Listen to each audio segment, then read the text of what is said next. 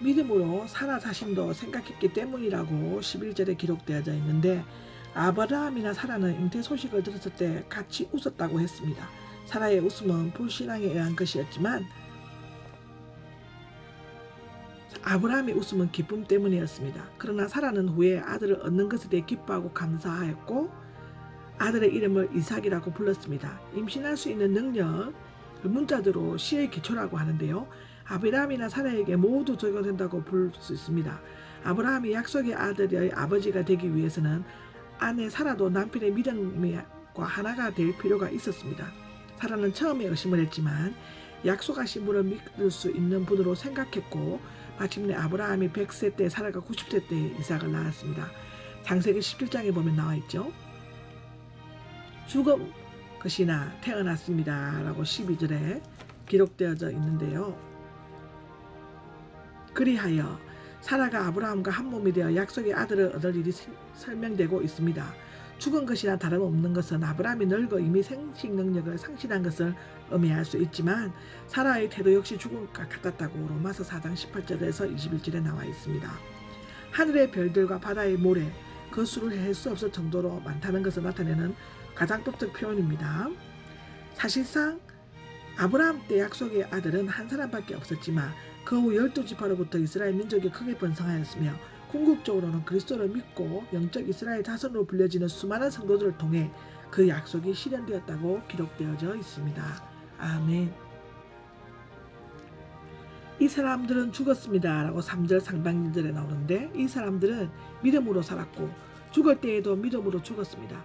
원문에는 믿음으로가 아닌 믿음을 따라로 되어 있는데 그들의 성품을 믿음이라는 기준에 맞추려고 한 것으로 추측할 수 있습니다. 그들은 약속을 고백했습니다 라고 13절 하반기에 나오는데, 그들의 후손과 땅에 대한 약속을 받았는데 그것을 육적인 이스라엘 자손과 가나안 정복에 의해 얻게 될 땅이라고 생각하였습니다. 그런데 그들이 죽은 시점에 이르렀어도 그 약속이 성취되지 않았으므로 그 약속을 받지 않는 것이나 다름없었습니다. 사실상 아브라함에게 약속된 후손은 영적인 이스라엘 즉 그리스도인들이며 궁극적으로 메시아에 대한 약속이었습니다. 그는 우리처럼 메시아의 약속이 성취된 것을 보지 못했다 라고 기록되어져 있는데, 족장들은 비록 하나님의 약속이 현실에서 성취되는 것을 보지는 못했지만 그 바라는 것을 확신하였고 먼 미래에 받을 하나님의 약속의 실제 곧 하늘에 있는 모든 영광을 멀리서 그것들을 바라보면서 환영하였습니다.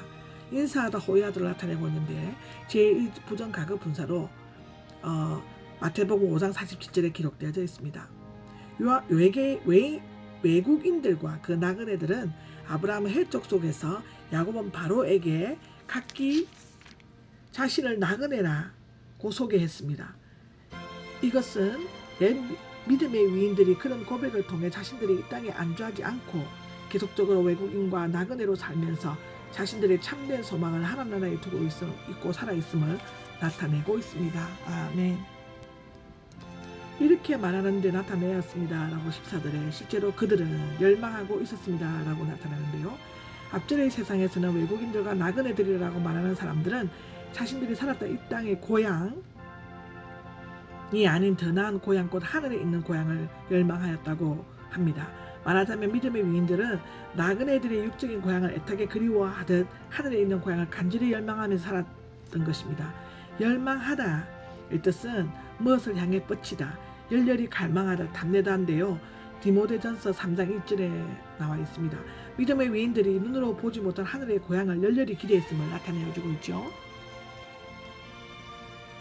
15절을 보면 만일 그들이 기회가 있었을 것입니다 라고 기록되어져 있는데, 아브라함이 자기가 태어나 자란 갈대아 우르로 돌아가려고 했다면 언제든지 돌아갈 수 있었지만 죽을 때까지 가나안 땅에 계속 머물렀습니다.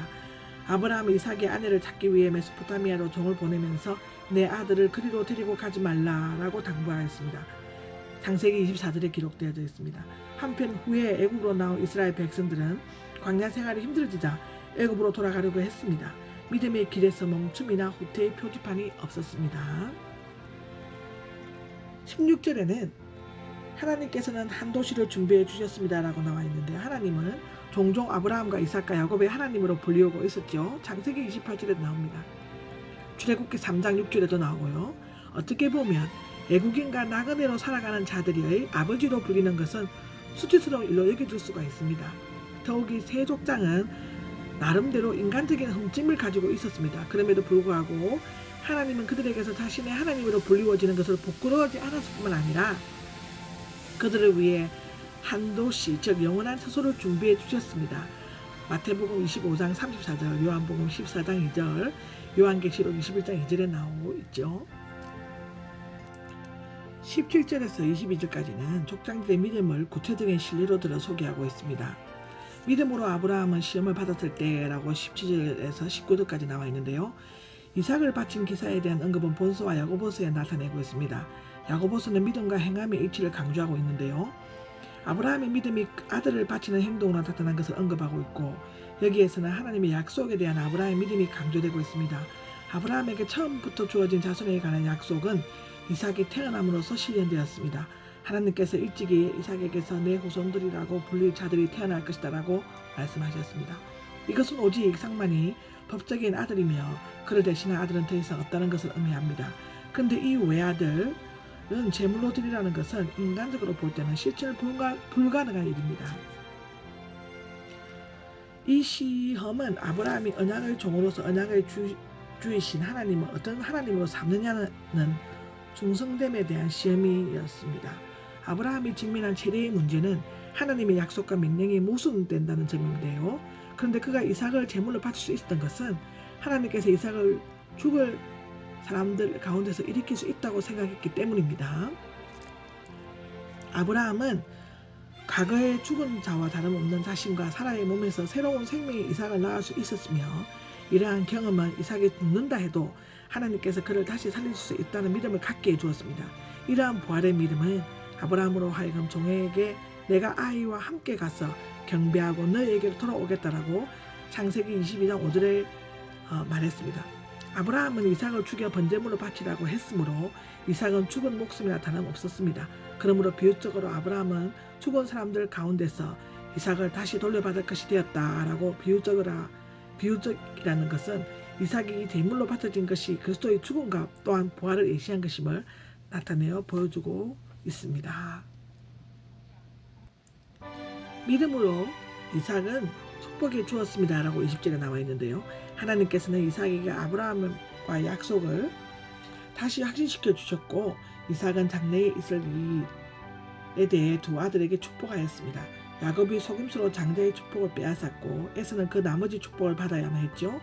이삭은 나중에 야곱의 속임수를 알았지만 그것을 취소하지 않았던 것은 야곱에게 행한 것이 합법적인 것이었음을 나타냅니다.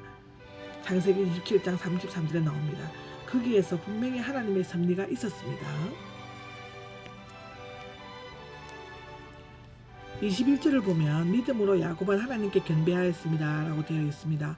야곱은 애굽에서 낳은 요셉의 두 아들들에게 하나하나 축복을 해주었습니다. 창세기 49장에 나옵니다. 이때 야곱은 팔을 어긋나게 하여 오른손으로 차자인 에브라임의 머리에 얹고 왼손으로 장자의 축복을 차자에게 해주었습니다. 야곱의 경우와 마찬가지로 인간의 간섭에 구애됨이 없이 하나님은 그의 뜻대로 모든 일을 기억하시고 이루십니다. 지팡이 끝을 보면 70인을 근거로 한 인용인데 히브리어 본문에는 침상머리로 되어 있습니다. 침상머리는 야곱이 내세아의 기억력이었기 때문에 누운 상태에서 하나님을 경배했음을 뜻하고 있죠. 지팡이의 끝은 노인이 자기 몸을 지탱하기 위해 사용하는 도구이며 지팡이 머리에 의지했다는 것을 내세하기 때문에 지팡이의 몸을 기대어 정성껏 하나님께 경배한 것을 의미하고 있습니다. 믿음으로 요셉은 지시를 내리셨습니다 라고 22절에 나와 있는데요. 창세기 50장 24절 25절의 내용에 대한 인용입니다. 요셉은 생애의 대부분을 애굽에서 보내면서 온갖 불의행을 다 누렸지만 죽으면서 이스라엘 자손들을 탈출과 자기 뼈에 관해 지시를 내렸습니다. 이것은 요셉이 아브라함과 이삭, 야곱에게 언약하신 하나님의 약속이 반드시 성취될 것이라고 믿음을 나타내어 보여주고 있습니다. 실제로 그 애언과 믿음대로 훗날 그의 후손들은 그의 뼈를 들고 애굽을 떠나 가나안으로 들어갔습니다. 출애굽기 13장 19절에 기록되어져 있습니다.